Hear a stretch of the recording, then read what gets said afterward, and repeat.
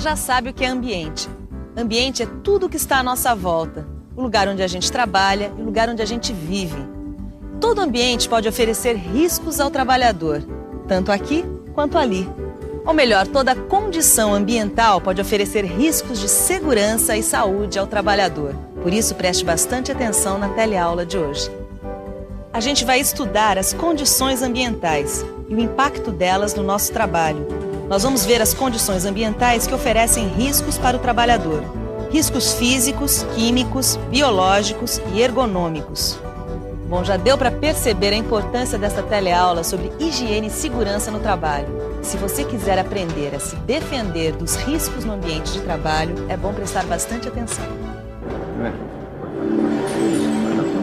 Oi, pessoal. E aí, tudo bem? Tudo bem. Com a gente tudo bem, mas você está com um jeito de preocupado, hein? Sabe o que é? Na verdade, eu estou preocupado com uma coisa aqui na nossa fábrica. Com a conta de luz? Não, João, pelo jeito que ele está falando, é coisa séria, hein? Mas o que pode ser mais sério numa fábrica do que a conta de luz? O inimigo invisível. Que inimigo é esse, Aderbal? Só pode ser o imposto de renda. Não é nada disso. Olha, toda empresa tem 1, 2, 3 ou mais inimigos invisíveis. O inimigo invisível pode ser a radiação, pode ser um produto químico ou qualquer outro fator ambiental que nossos sentidos não captam. Você então deu um exemplo de um fator ambiental que nós não estamos captando aqui na fábrica, né? Olha, por exemplo, aqui nesse lugar está cheio de riscos. Por exemplo? Aquela tubulação. Por dentro daquela tubulação passa um gás que não tem cor, não tem cheiro, mas é tóxico. E se não tivesse ali aqueles 2 detectores de gás, vocês já pensaram o que aconteceria se tivesse um vazamento? A gente ia descobrir tarde demais. Agora também tem outra coisa, os riscos também dependem do trabalho que o sujeito está executando. É claro que os riscos dependem da atividade do trabalhador no seu ambiente de trabalho. Um mergulhador, por exemplo, se submete a condições ambientais difíceis, com altas pressões e baixas temperaturas. Agora, tem alguns riscos que também não escolhem a profissão. Esses são os mais perigosos, porque são os riscos mais ignorados. Por isso, vamos dar uma boa estudada nesses riscos que afetam os trabalhadores em geral. Eles são os riscos provocados pelos agentes físicos, químicos e biológicos. Estes riscos provocados por agentes físicos, químicos e biológicos estão descritos numa das normas regulamentadoras do Ministério do Trabalho, a norma NR9. Muitos desses riscos são bastante comuns, mas às vezes os trabalhadores trabalham com ele diariamente, mesmo sem saber. Quer ver só? Oi, por favor, em que tipo de indústria você trabalha? Uma indústria metalúrgica. Você sabe a que riscos você está exposto no seu ambiente de trabalho? Vários riscos. Por exemplo? Utilizar luvas na furadeira, transportar uma chapa já ao contrário, sem luvas. E são riscos físicos, químicos ou biológicos? Físicos. Tudo bem, tá claro que o risco depende do tipo de trabalho, mas você não especificou todos esses riscos, Aderbal. Seria bom que você mostrasse alguns exemplos bem reais para a gente entender melhor, né? Tá legal. Então vamos por partes. Olha, vamos começar pelos riscos físicos. Quando as condições físicas do ambiente de trabalho são mais difíceis, como, por exemplo, quando a temperatura é muito alta ou muito baixa, ou o ruído é excessivo, o trabalhador cansa mais, se irrita mais e produz menos, e ainda se expõe mais facilmente ao acidente ou à doença do trabalho. Olha, quer dizer, nesse caso, os fatores físicos estão influenciando negativamente o ambiente. O desempenho do trabalhador vai ser prejudicado. O trabalhador precisa ficar atento a isso. Precisa identificar e discutir esses problemas, certo? Pense no que acontece no seu ambiente de trabalho e fale com os seus colegas e com os responsáveis pela empresa. Se eles não te ouvirem, é porque o nível de ruído lá dentro está muito alto. Oi, por favor. Queria te fazer uma perguntinha, moço. Você acha importante usar equipamento de segurança? Como é que é? Tentar de novo, hein? Você acha importante usar equipamento de segurança? Não entendi nada. Tudo bem. Aqui não tem papo, a gente tem que usar o protetor, porque quem não usar o protetor auricular não está entendendo nada, está por fora.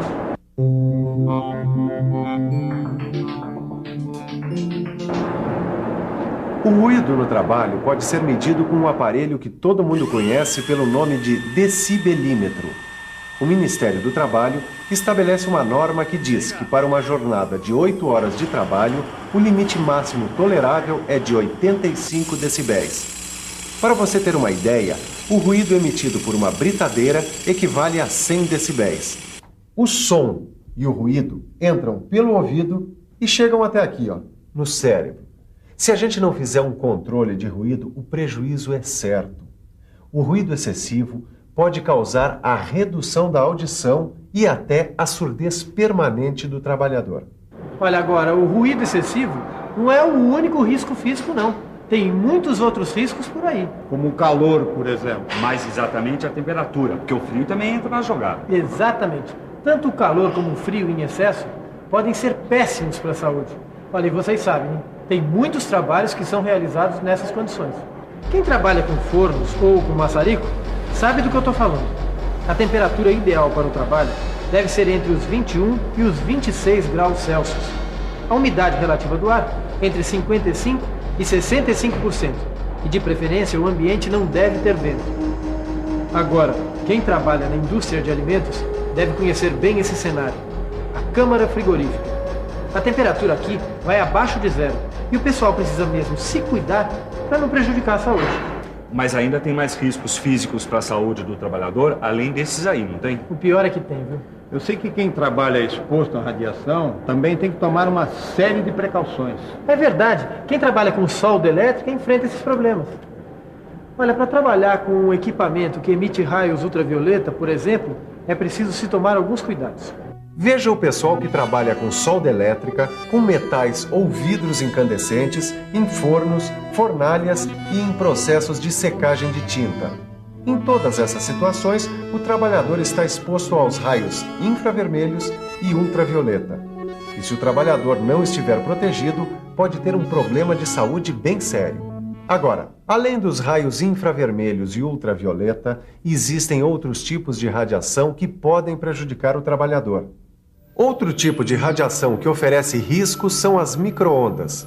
O pessoal que trabalha em radares de aeroportos e em empresas de rádio e televisão está exposto às micro-ondas. Tem ainda o raio laser, que é usado no corte em metalúrgicas. E as radiações ionizantes, que são os raios X, gama e beta. O raio-X é usado em metalurgia industrial e os raios gama para analisar soldagem em tubos metálicos. Quando você vir este símbolo aqui, cuidado. Ele indica a presença de material radioativo. Não se aproxime e nem toque. E se você vir algum material com este símbolo abandonado ou mesmo mal acondicionado, avise as autoridades. Bom, Aderbal, chega de riscos físicos, não chega? Eu acho que sim. Mas agora vamos falar de riscos químicos também. As substâncias químicas usadas pela indústria podem ser lançadas no ambiente de trabalho. E aí, o perigo vai para o trabalhador. As substâncias químicas, no estado sólido, como a poeira mineral, no estado gasoso, como gás combustível, e no estado líquido, como as tintas lançadas por spray, podem penetrar no corpo do trabalhador de diversas maneiras. Olha só. O aparelho respiratório é a principal porta de entrada dos agentes químicos no corpo do trabalhador. Se ele respira um produto químico sob a forma sólida ou líquida, esse produto fica retido no pulmão e acaba provocando uma doença pulmonar. Agora, se ele inspirar um agente químico na forma de gás, o problema é maior ainda, porque esse gás atravessa os pulmões. Ele entra na corrente sanguínea e atinge vários outros órgãos, podendo causar uma infinidade de problemas. O aparelho digestivo também pode ser a vítima de um produto químico. Se o trabalhador come ou bebe com as mãos sujas, pode engolir as substâncias químicas junto, que vão atingir o estômago e o intestino. A pele também pode ser a porta de entrada, especialmente se o trabalhador estiver sem luvas e manusear um produto químico. A pele pode absorver este produto e desenvolver uma das muitas doenças dermatológicas. E ainda tem os olhos. Alguns produtos que ficam no ar causam irritação nos olhos e também podem prejudicar a visão do trabalhador. No caso de intoxicação, não é todo mundo que sabe como agir, por isso não vá na conversa de qualquer um. E em caso de acidente ambiental, procure o serviço médico, o engenheiro de segurança ou a CIPA. Sabe que o médico que atendeu o pessoal quando teve o vazamento aqui na fábrica do lado disse que não era para dar leite para ninguém? É mesmo? Eu sempre pensei que o leite fosse um desintoxicante. Não, viu, Aderbal? O leite é um alimento, vai para o estômago. Enquanto que as substâncias químicas, na maioria dos casos, vai para o pulmão. Por isso que o leite não é considerado um desintoxicante. Bom, a gente não viu tudo ainda sobre a matéria. É mesmo. Agora vamos dar uma conferida nos riscos biológicos. Os agentes biológicos também podem causar prejuízo no ambiente do trabalhador. Os micro-organismos que aparecem, sobretudo nos hospitais, laboratórios ou na indústria do couro, podem penetrar no corpo do trabalhador e causar doenças profissionais. Claro que a melhor maneira de evitar essas doenças é manter o ambiente de trabalho rigorosamente limpo e higienizado, e a roupa do trabalhador também deve estar impecável. Os processos de esterilização nestes locais servem para eliminar esses micro-organismos. E alguns equipamentos para evitar contato direto, como máscaras, óculos e luvas, também são necessários. Mas tem mais um tipo de risco que a gente ainda não estudou: o risco ergonômico. Já ouviu falar? Ô, Aderbal, você já ouviu falar em risco ergonômico? Será que tem alguma coisa a ver com risco econômico? Não tem nada a ver, olha. Risco ergonômico tem a ver com a adaptação do ambiente de trabalho ao homem. Se o cara não trabalha de maneira confortável, com certeza ele vai ter problemas de saúde. Agora, a ergonomia serve justamente para facilitar a vida do trabalhador, para buscar um ajuste perfeito entre ele e o seu ambiente de trabalho, para que o esforço excessivo não prejudique a sua saúde e para que ele não carregue peso em posições incorretas e para que ele também não tenha de se submeter a um trabalho estressante e improdutivo. Como você está vendo, ergonomia é um assunto muito interessante e que pode livrar você de uma série de doenças musculares, como a tendinite, a bursite. Mas esse é um assunto que você vai verificar depois, no seu livro. Agora, meu chapa, preste atenção na revisão. E atenção, se liga aí que é hora da revisão. Na nossa teleaula de hoje, a gente estudou as condições ambientais e sua influência sobre a saúde do trabalhador. Você viu que os riscos podem ser físicos, químicos, biológicos ou ainda ergonômicos. Bom, eu já disse que a gente ia ver um monte de coisas importantes sobre as condições ambientais, não disse? Agora é com você. Pegue seu livro de estudos e faça os exercícios. E aproveite para conversar com as pessoas sobre a melhor maneira de prevenir as doenças e os acidentes decorrentes das condições ambientais. Na próxima teleaula tem mais sobre higiene e segurança no trabalho. Até lá!